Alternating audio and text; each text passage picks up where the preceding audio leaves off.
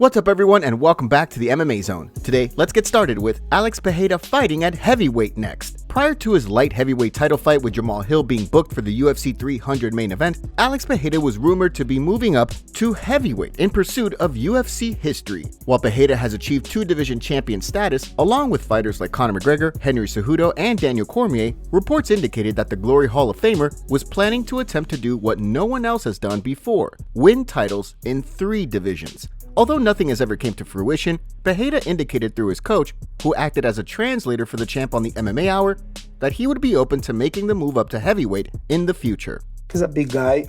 He walks around probably right now, he's 230, 235. Okay. Heavyweight's maybe 260. If he can go up to 240, 250, you know what I mean? He don't have to kill himself to be a heavyweight. As his head coach, do you like this idea? I love the idea. Ele perguntou, né? Se eu gosto da ideia, eu falei, é uma ideia. Why? Because different than going to middleweight, that you have to kill the body for a weight cut, is actually happy, healthy. He's a big guy. It's not that he's 5'7" going to a heavyweight, he's 6'4". As he also indicated on the MMA Hour, he recently signed a new 8-fight deal with the UFC. He just renewed 8 fights with the UFC, so let's see how it goes to the end. Friday he signed, starting this fight, 8 more. Wow. Yeah, it was signed on Friday. His relationship with the UFC is really good. He's very grateful by the way that the UFC and his management team get together. They've been doing great things together.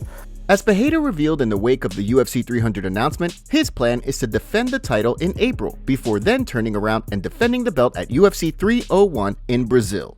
Next up, let's take a look at Dana White reveals shocking news about Khabib. Despite rumors and hopes from fans, it has continued to appear as though Hall of Famer and former lightweight champion Khabib Nurmagomedov won't ever return to active competition. While there was optimism that he could potentially make a triumphant return to action at UFC 300, aka head coach Javier Mendez and Dana White have both shot down claims of Nurmagomedov returning to compete. During a recent podcast appearance on the Games with Names show, shortly after declaring on Howie Mandel's podcast that he was sick of doing podcasts, Dana White opened up on a gift the Eagle received from Russian President Vladimir Putin after defeating Conor McGregor. He didn't even make it back to his dressing room after the fight, and Putin was on the phone. And Putin gave him and his father like $20 million worth of property in Russia. Then he went into, the Muslim territories where these guys are just cars, money, gyms, whatever he wanted. Of course, as Nurmagomedov's longtime friend and training partner Daniel Cormier revealed earlier this year, at one point in time, Nurmagomedov even turned down a $40 million offer from the UFC to return, indicating that, despite what many fans may think, he is in fact officially retired. Next up, let's take a look at Michael Chandler optimistic about Conor McGregor fight. While no date or weight class has been officially announced for Conor McGregor's highly anticipated return to the octagon, Michael Chandler has continued to remain optimistic. Although many fans have questioned why he hasn't decided to take another fight in the meantime in order to remain active, Chandler has stated time and time again that he and Conor McGregor will be fighting. It's just a question of when. Speaking on a recent episode of the MMA Hour this week, following his appearance on WWE's Monday Night Raw, Chandler shared the latest news regarding the bout, indicating that despite being ready to fight back when filming finished for The Ultimate Fighter, the time off has been good for him. We're not getting off this train. This is the fight that is happening. I can't tell you a date. I can't tell you a weight, but I can tell you the fight is happening. And I have way too many assurances that this fight is happening to think otherwise. So there's some dates that make sense. Obviously, UFC 300 made a lot of sense. It really did. Got to be honest with you. I thought, that was what it was going to be. It makes a lot of sense. Why wouldn't you want to be and headline the biggest card that UFC has ever put on, right? But ultimately, it's not. And we stay patient, we stay training, we stay ready. Of course, Ariel Helwani has theorized that with McGregor having just 2 fights left on his contract, the UFC could be freezing him out in order to prevent him from accepting other offers outside of the UFC once he becomes a free agent. Next, let's take a look at Sean Strickland goes off in a recent video. After indicating on February 16th that he would be racing in Nitro Cross on March 1st and 2nd in Las Vegas, Sean Strickland has since indicated in a new video shared on social media that he will no longer be racing in the event or attending it in general. Despite that, Strickland defended the brand, saying that the decision wasn't theirs and ultimately goes beyond them. In a 2-minute video, the former middleweight champ sounded off on a number of topics, including his controversial sparring session with Sneeko and his run-in with Machine Gun Kelly at a recent Power Slap event. I guess there's like golden rules of how to be a influencer and get free. And I guess I'm not the one for these guys. But I want you guys to put yourselves in my shoes. A man insulted me and challenged me to fight. I fought that man, just like you would. A TikToker wants to spar. I treat him no different than anybody else. You quit, you fall down, or you tap out, and we're fucking done. And I respect him for that. I meet a vampire wearing a man bag with painted nails that was so insulted that I didn't know who the he was. He acted like a woman because I didn't know, nor do I care who he was.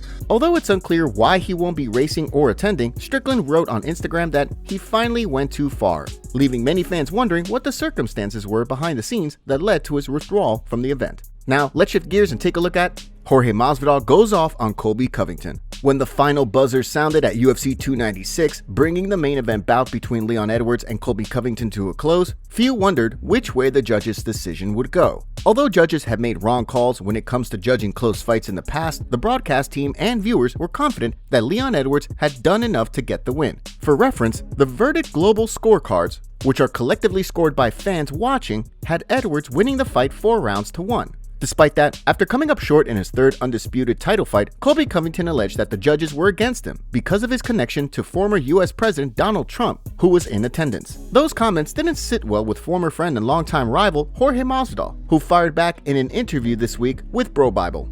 He's doing all this fake because he doesn't know anything about politics. He literally doesn't. He just attached his name to Trump, hoping that Trump will one day tweet his name or maybe show up to a fight and things like that. But the guy literally knows nothing about politics. So for him to go out there and involve Trump's name so much and then say, well, the judges don't like me because I roll with Trump and they rob me because Trump gets a bad. Like, now you're blaming the greatest president this country has ever seen.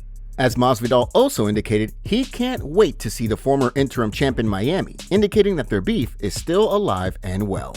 Next, let's take a look at Jamahal Hill breaks silence on injury ahead of UFC 300. Given that Jamahal Hill and Alex Pereira have both indicated that their UFC 300 fight was originally being targeted for UFC 301, many fans have expressed concern that Hill may not be at 100% after tearing his Achilles tendon back in July. While speaking in a video for his YouTube channel, Hill cleared the air, indicating that he's heard all the concerns from the MMA community regarding his return.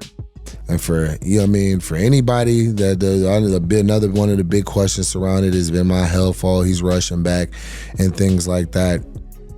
No, I'm not rushing back. I've been training, I've been sparring, I've been at a full go now for a few weeks now. There's been no setbacks, nothing hindering anything. When I'm saying full go, I mean this is me doing everything full speed, full on like I would when I normally train. So there's no concerns. My Achilles is not an issue. It's not a problem at all. While Pereira's sights are set on defending the belt and making a quick turnaround to compete in the UFC 301 card in Brazil, Hill is eager to reclaim the belt he never lost inside the octagon. With his body at 100% and plenty of motivation to recapture the light heavyweight title on the biggest card in UFC history, the stakes couldn't be higher for Sweet Dreams. Next, let's take a look at Islam Makhachev's coach reveals next UFC fights. After his dominant first-round knockout win over Alexander Volkanovski back at UFC 294, fans were hopeful that Islam Makhachev would make a quick turnaround and fight again before Ramadan. Although that has not been the case, the champ has indicated that he plans to defend his title over the summer against Justin Gaethje, before then setting his sights on a big year-end fight at the end of 2024 against the winner of the upcoming fight between Charles Oliveira and Arman Tsarukyan. Speaking in a recent interview, aka head coach Javier Mendez dropped his list with the 3 fighters he wants the champ to face next, naming Justin Gaethje, Charles Oliveira, and Leon Edwards as the top 3 opponents he wants to see Makhachev face.